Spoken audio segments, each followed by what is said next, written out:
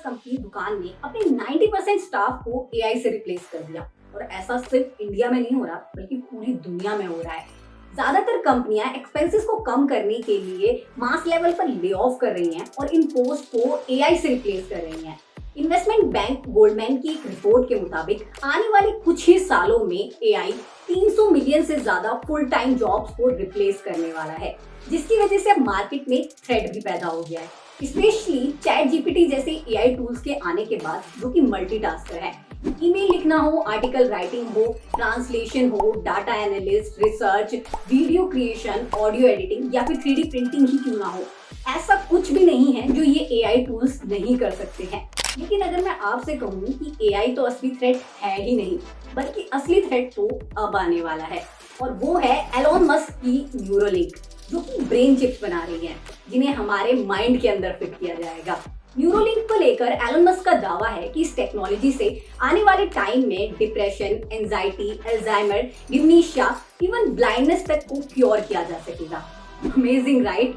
लेकिन wait a minute, ये chip हमारे माइंड के अंदर फिट की जाने वाली है, वो ऑर्गन जो हमारे थॉट्स, ओपिनियंस, मूवमेंट और एक्शंस के लिए रिस्पॉन्सिबल है, जहां हम अपनी मेमोरीज को सेव करते हैं। ऐसे में अगर किसी ने इसे हैक कर लिया तो क्या ब्रेन चिप्स के जरिए ह्यूमन माइंड को भी कंट्रोल किया जा सकता है? एंड मोस्ट इम्पोर्टेंट, क्या ये टेक्नोलॉजी सिर्फ मेडिकल फील्ड तक लिमिटेड रहने वाली है? हमारे दिमाग में बिलियंस ऑफ न्यूरॉन्स हैं, क्योंकि हमारे एक्शंस और रिएक्शंस के लिए रिस्पॉन्सिबल है। लाइक अगर हमारे बॉडी में कोई भी मूवमेंट होती है तो उसे न्यूरॉन्स ही नर्व सिस्टम के जरिए उस बॉडी पार्ट तक पास ऑन करते हैं। इवन जो हम बोलने वाले होते हैं, उन वर्ड्स को भी न्यूरॉन ही हमारे वोकल कोड को सेंड करता है। अब साल 2016 में एलोन मस्क ने न्यूरोलिंक की शुरुआत की थी, जो कि एक ब्रेन इंटरफेरेंस टेक्नोलॉजी पर काम कर रही है। एक ऐसी टेक्नोलॉजी जो इन न्यूरॉन्स को ट्रैक करके हमारे दिमाग के अंदर क्या चल रहा है इसका पता लगाएगी। लेकिन यहाँ पर मैं आपको ये भी बता दूं कि ये टेक्नोलॉजी कोई नई नहीं है और कई दशकों से न्यूरोलॉजी में ह्यूमन माइंड से रिलेटेड प्रॉब्लम्स को क्योर करने के लिए इस्तेमाल की जा रही है। 1996 में न्यूक्लिक इलेक्ट्रोड्स को एक पैरालाइज्ड मैन की बॉडी में इम्प्लीमेंट किया गया, जिसकी मदद से अब वो अपने हाथों का इस्तेमाल किए बिना कंप्यूटर कर्सर को मूव कर सकता था। वहीं साल 2005 में ब्रेन कंप्यूटर इंटरफेरेंस टेक्नोलॉजी के जरिए ही एक पैरालाइज्ड पेशेंट अपने दिमाग के जरिए रोबोटिक आर्म को कंट्रोल करने में कामयाब हो पाया। हाँ, लेकिन इस एग्जिस्टिंग टेक्नोलॉजी के साथ में दो बड़ी प्रॉब्लम थी। पहली ये कि ये वायरलेस नहीं है, जिसकी वजह से इसका डेली बेसिस पर यूज नहीं किया जा सकता। एंड सेकंड प्रॉब्लम ये है कि ब्रेन कंप्यूटर इंटरफेरेंस टेक्नोलॉजी पर बेस्ड अब तक जितने भी डिवाइसेस मार्केट में आए हैं,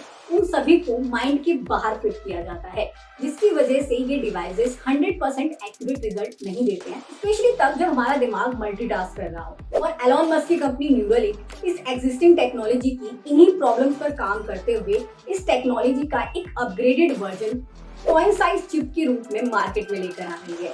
और ये चिप हमारे दिमाग के अंदर फिट की जाएगी, जो कि ब्लूटूथ सिग्नल्स के जरिए कंप्यूटर और दूसरे इलेक्ट्रॉनिक डिवाइसेस से कनेक्ट होगा। और हाँ, इस डिवाइस को डॉक्टर्स के जरिए नहीं बल्कि ये सर्जिकल रोबोट के जरिए हमारे माइंड के अंदर फिट किया जाएगा, वो भी सिर्फ 60 मिनट की सर्जरी में, जिसके बाद आपको हॉस्पिटल तक में रुकने की जरूरत नहीं है। यानी कि आने वाले टाइम में ब्रेन चिप्स को हमारे दिमाग के अंदर फिट करना उतना ही आसान होगा जितना कि मोबाइल फोन्स के अंदर सिम कार्ड को डालना होता है। और यहाँ पर मैं आपको ये भी बता दूं कि न्यूरोलिंक इकलौती ऐसी कंपनी नहीं है जो कि ब्रेन चिप्स पर काम कर रही है, बल्कि दुनिया भर में कई बड़ी बड़ी टेक कंपनीज इस टेक्नोलॉजी को मार्केट में लाने के लिए कम्पीट कर रही हैं। और ब्लैक रॉक न्यूरोटेक नाम की एक कंपनी ने तो यूएस और चाइना में 50 से ज्यादा पेशेंट्स के दिमाग में ऑलरेडी अपनी ब्रेन चिप्स को फिट तक कर दिया है। हालांकि इन दोनों कंपनियों के बीच में जो सबसे बड़ा डिफरेंस है वो ये कि ब्लैक रॉक न्यूरोटेक की जो ब्रेन चिप्स है वो ब्रेन की सिर्फ एक सिंगल सेल को ट्रैक करती हैं, जबकि न्यूरोलिंक की टेक्नोलॉजी इनसे कहीं ज्यादा एडवांस है और इनकी चिप्स एक ही टाइम पर ब्रेन की मल्टीपल सेल्स की एक्टिविटीज को ट्रैक करती हैं। एंड यही वजह है कि मस्क ये तक क्लेम कर चुके हैं कि उनकी चिप्स के जरिए ब्लाइंडनेस तक को क्योर किया जा सकेगा। माने कि अगर कोई जन्म से ही ब्लाइंड है तो ये चिप कैमरा के साथ कनेक्ट कर विजुअल इमेजेस माइंड को सेंड करेगी और उसे देखने में हेल्प करेगी।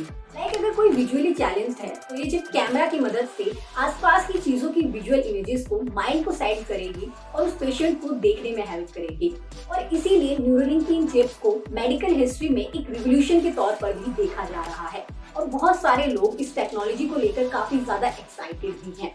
लेकिन ये हम सब जानते हैं कि ह्यूमंस ने आज तक जितनी भी इन्वेंशन की है उससे एक नई प्रॉब्लम ही क्रिएट हुई है। ऐसे वेपन्स जिन्हें बनाया तो डिफेंस के लिए गया था, लेकिन आज इन्हीं के दम पर देश एक दूसरे को धमकियां देते हैं और बेवजह की वॉर करते हैं। सोशल मीडिया प्लेटफॉर्म्स जिन्हें इंट्रोड्यूस किया गया था ताकि लोग आपस में कनेक्ट कर सके, लेकिन आज के टाइम में यही प्लेटफॉर्म साइबर बुलिंग और मार्केटिंग टूल बनकर रह गए हैं। ऐसे में इसकी क्या गारंटी है कि जिस टेक्नोलॉजी को मेडिकल फील्ड में लोगों की प्रॉब्लम्स को क्योर करने के लिए लाया जा रहा है उसका कल को मिसयूज नहीं किया जाएगा? और उससे भी बड़ा सवाल, क्या ये सेफ है? साल 2021 में कंपनी ने एक मंकी का एक्सपेरिमेंट वीडियो शेयर किया था जिसमें वो इस टेक्नोलॉजी की मदद से कंप्यूटर पर पिंग पोंग गेम खेलता हुआ नजर आ रहा था। वहीं एक दूसरे वीडियो में मंकी के थॉट्स को कंप्यूटर अपने आप स्क्रीन पर टाइप कर रहा था, लाइक टेलीपैथी। शुरुआत में साइंटिस्ट ने डेड एनिमल्स और वो बीमार एनिमल्स जो कि अब मरने ही वाले हैं उन पर एक्सपेरिमेंट करके की थी ताकि डिवाइस की एक्यूरेसी को बढ़ाया जा सके। लेकिन फिर भी हजारों जिंदा जानवर ना चाहते हुए भी इस एक्सपेरिमेंट का पार्ट बन चुके हैं। राइटर्स की एक रिपोर्ट के मुताबिक साल 2018 से लेकर अब तक न्यूरोलिंक के एक्सपेरिमेंट में 1500 से ज्यादा एनिमल्स की डेथ हो चुकी है, जिसे लेकर यूएस की अलग अलग एजेंसीज कंपनी पर इन्वेस्टिगेट भी कर रही हैं। इवन इस कंपनी के एक्स एम्प्लॉयज का ये तक कहना है कि उन्हें अपर मैनेजमेंट की तरफ से रेगुलर एक्सपेरिमेंट करने के लिए प्रेशराइज किया जाता था, जिसकी वजह से कई बड़े साइंटिस्ट ने इस प्रोजेक्ट को बीच में ही छोड़ दिया। लेकिन यहाँ पर किसी को एनिमल क्रुएल्टी नजर नहीं आएगी। खैर, इतने सारे एनिमल्स की कुर्बानियों के बाद अब न्यूरोलिंक को फाइनली ह्यूमन ट्रायल्स का अप्रूवल मिल चुका है। हालांकि ह्यूमन ट्रायल्स को शुरू करने से पहले उसे अभी भी एफडीआई के कुछ कंसर्न्स को क्लियर करना है, जिसमें सबसे पहला कंसर्न है सर्जिकल रिस्क। अब भले ही रोबोट सर्जरी कर रहा है, लेकिन है तो एक ब्रेन सर्जरी ही, जिसमें टिश्यू डैमेज, ब्लीडिंग और इन्फेक्शन के हाई चांसेस रहते हैं। एंड सेकंड है इसके लॉन्ग टर्म इफेक्ट्स, क्योंकि एट द एंड ये एक मशीनरी डिवाइस है जिसकी मैल फंक्शनिंग से न केवल हेल्थ कॉम्प्लिकेशंस हो सकते हैं बल्कि पेशेंट की जान तक भी जा सकती है। बट इट्स क्वाइट क्लियर कि आज नहीं तो कल ह्यूमन ट्रायल्स के दौरान इन सारी प्रॉब्लम्स को रिजॉल्व कर ही लिया जाएगा, फिर चाहे एनिमल्स की तरह कुछ ह्यूमंस को भी अपनी जान की कुर्बानी क्यों ना देनी पड़े। लेकिन फिर प्राइवेसी का क्या?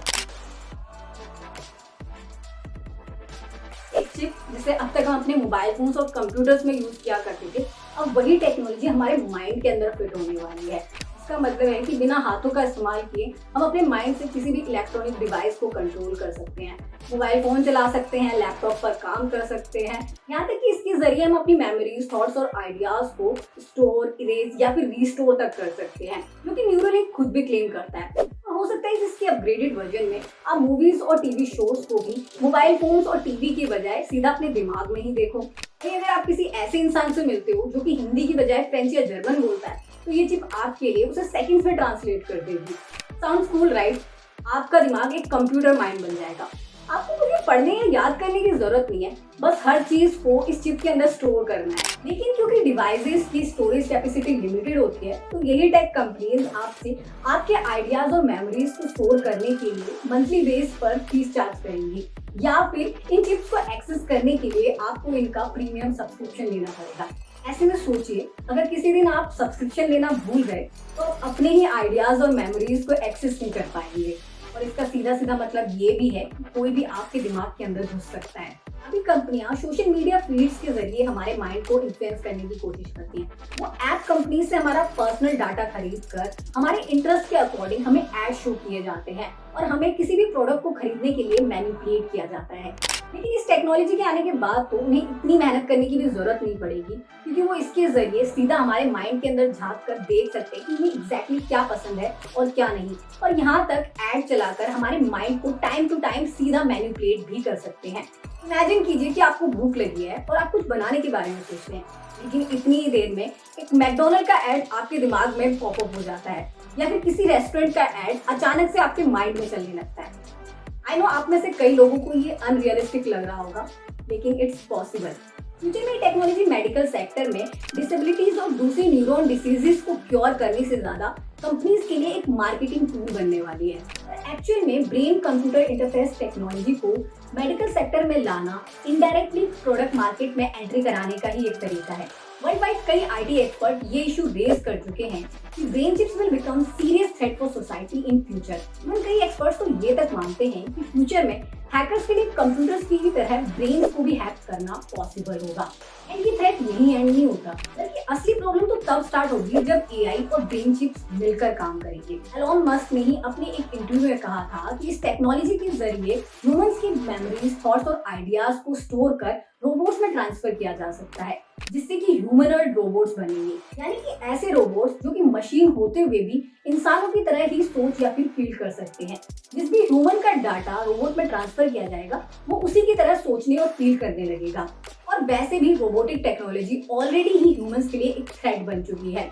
लास्ट ईयर ये न्यूज आई थी कि चाइना अपनी मिलिट्री को रोबोट से रिप्लेस कर रहा है, जो कि डैमेज होने पर खुद को रिपेयर तक कर लेते हैं। और इस इशू को यूएन तक में एड्रेस किया जा चुका है। अब अगर रोबोट्स भी इंसानों की तरह फील करने लगेंगे और सोचने लगेंगे तो जितनी भी साई-फाई बेस्ड रोबोटिक फिल्में हमने अब तक देखी है ना, वो फ्यूचर में सच हो जाएंगी। हाँ, लेकिन आपको ज्यादा टेंशन लेने की जरूरत नहीं है, क्योंकि कंपनी को अभी सिर्फ क्लिनिकल ट्रायल का अप्रूवल मिला है और सारी एजेंसी से सर्टिफिकेट पाने के बाद ही डिवाइस को मार्केट में लॉन्च किया जा सकता है, जिसमें कम से कम 10 से 15 साल का टाइम तो लगेगा ही। और शुरुआत में ये डिवाइस सिर्फ मेडिकल सेक्टर तक लिमिटेड रहेगा, जिसका मतलब है कि इसे एक कॉमन प्रोडक्ट बनने में कम से कम 40 से 50 साल का टाइम लगेगा।